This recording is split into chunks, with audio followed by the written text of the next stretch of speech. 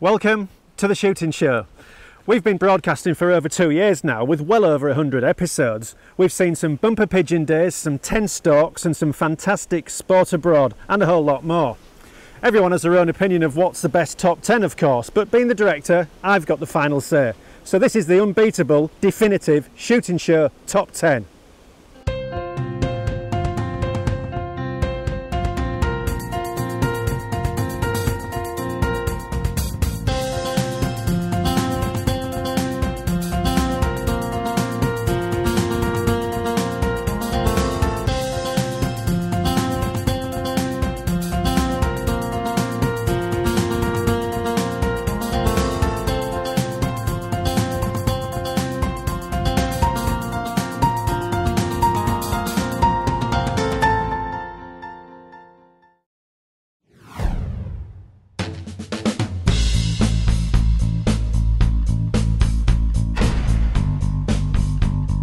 Okay, kicking off the list at number 10 is Yost Arnold's Muntjac hunt down at Audley End Estate in Essex.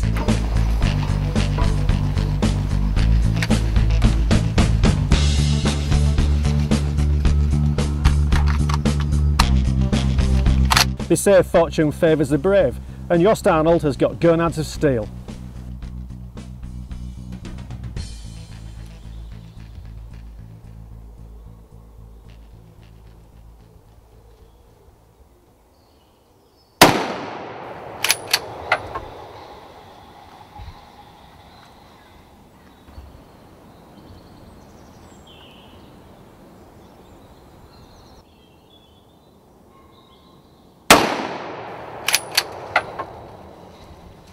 Yost, how many bucks?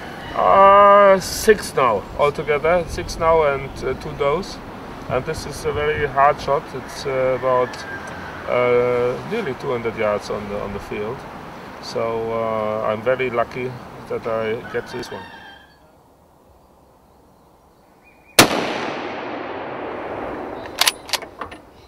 Yost Arnold, very good friend from Germany. Normally he's taking me out on the boar hunts and showing me how to do it, and it's just occasionally I get the chance to show him how to do it and him how to do it.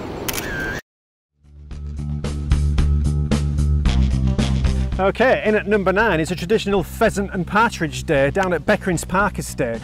Shoot manager Paul Childerley tests the mettle of Wes Stanton, our executive producer and clay shooting editor.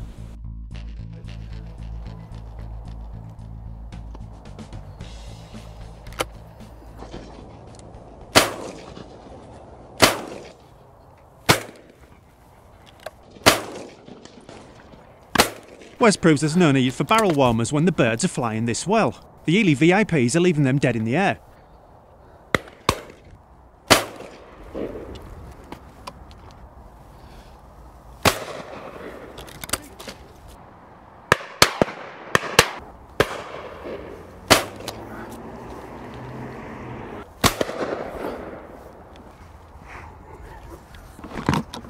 Did I get you that time? Very nearly.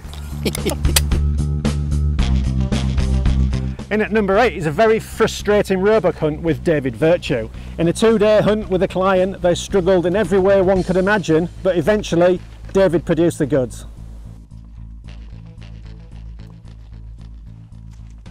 It was pea soup. It was an easterly wind, which isn't good. You know, this east coast, it's not good. If you get an easterly wind coming in, you get fog and wet and damp, and it was just terrible now. Did you see them? Oh.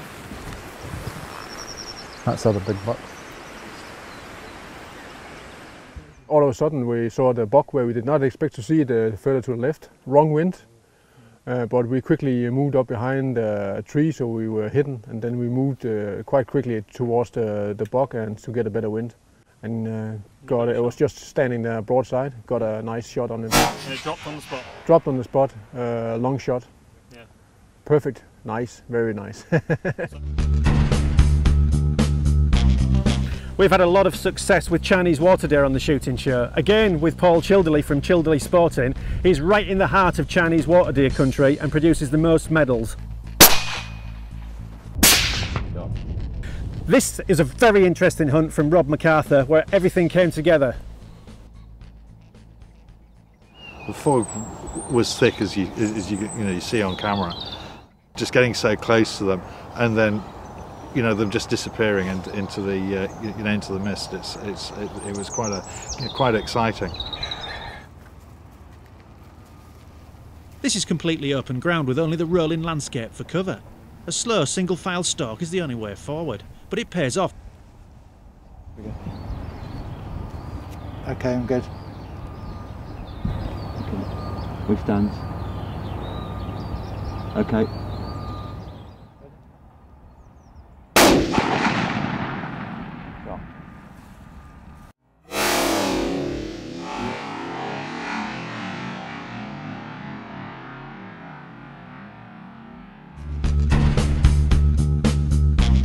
In at number 6, we've got Sir Robert Bucknell, one of the best foxes in the UK. We've filmed Robert a lot the past 2 years, but the best hunt we did with Robert was when he got his hands on the latest Photon night vision unit, and it proved an interesting evening out. Got the lights off, so I couldn't see anything. Pulled to a halt. And before I'd hardly stopped, there was a bang. I was thinking, I hope it wasn't the pet cat. No, there was clearly a fox in that night vision. You could see, well, I couldn't see anything. All I saw was your reaction, the light flick up and go out, and immediately I knew that you'd seen something. Pulled to a halt. Straight on it with the night vision. It looked like it was about to cross a ditch and away. Stood there long enough to get a completely clear outline, checked what it was, and shot.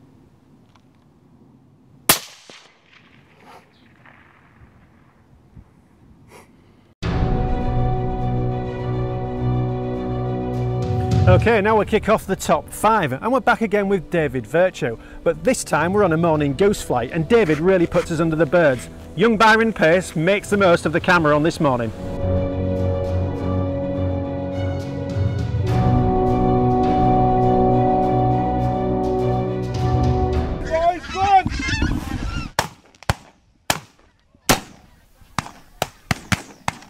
The experienced fowlers pinch a few out of the sky before the skein heads away on the wind.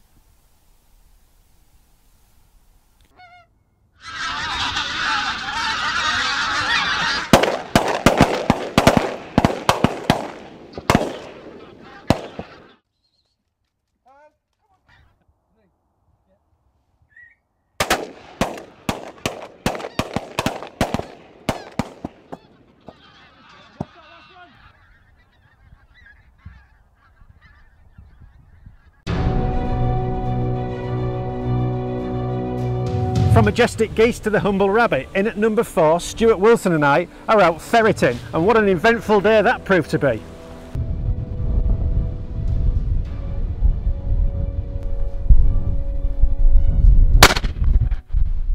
I know you had one young ferret today, there's 4 ferrets, but the 3 that have been the major workers you've had for 2-3 seasons? Oh yeah, definitely. A lot of that hard work and effort went into training, but they're very tame and work really well, and they have done today.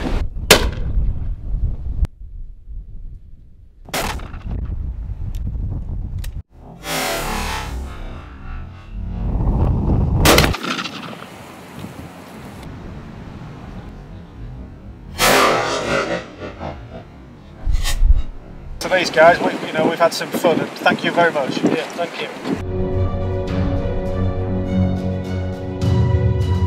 Okay, we're counting down the top 3, and in at 3, it's me.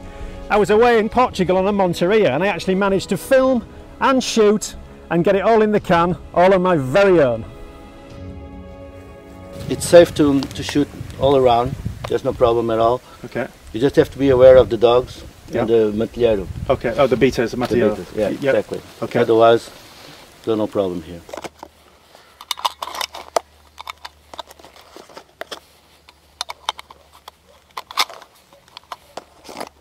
It's clear how the Monteria works. Beaters and hounds work in tandem to hopefully drive the game in a set direction, moving from one patch of thick cover to another. The working pack makes an impressive sight.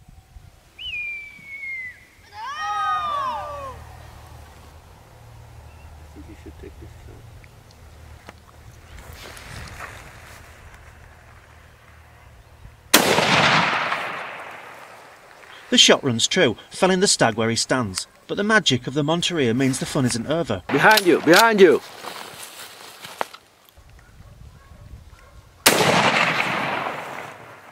"180-degree turn later, I've got my second beast in the bag. This one is a big boar sow that came out of some dead ground behind my position. Even though I'm a left-hander, the straight pull action of the helix was very quick indeed. Didn't start long before a group of hinds and a couple of stags came into the hunt, into my field of view, came straight in onto my arc of fire, picked the stag, he stopped. Nice shot from the helix there, performed very, very well, and then almost immediately a wild boar came in from behind. I turned about and took the backer, a big female boar, straight behind me. Pedro was very pleased about that. Fantastic.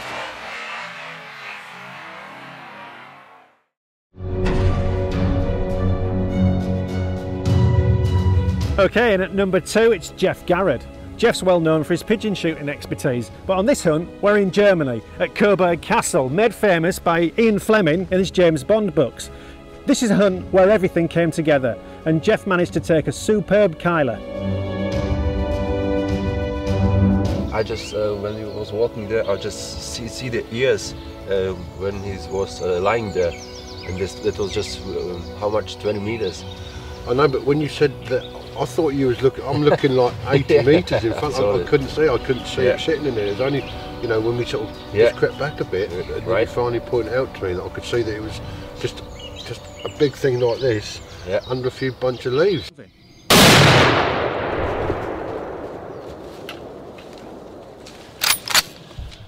When it was going across the track, you know, I was on it. I was waiting for that. I was waiting for that little nod to say yes. You know, but obviously you had to make sure that it was the right one. You know, so but obviously with the end result is he's laying here. I'm a happy chappy, mate. So well done.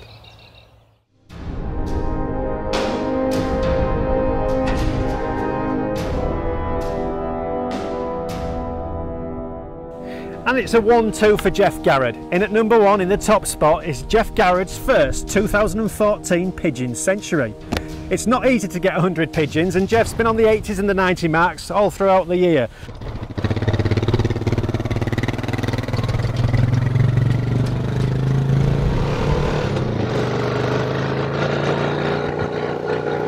The pigeon population has swelled to colossal numbers, and Geoff can't afford to do things by halves. He's heading right into the middle of them.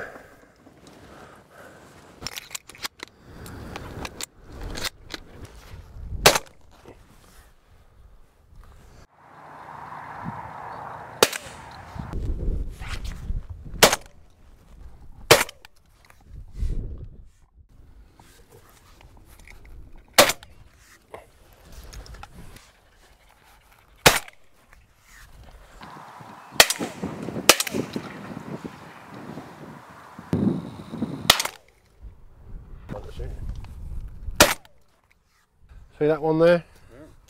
That's the first time I've had one of these this year.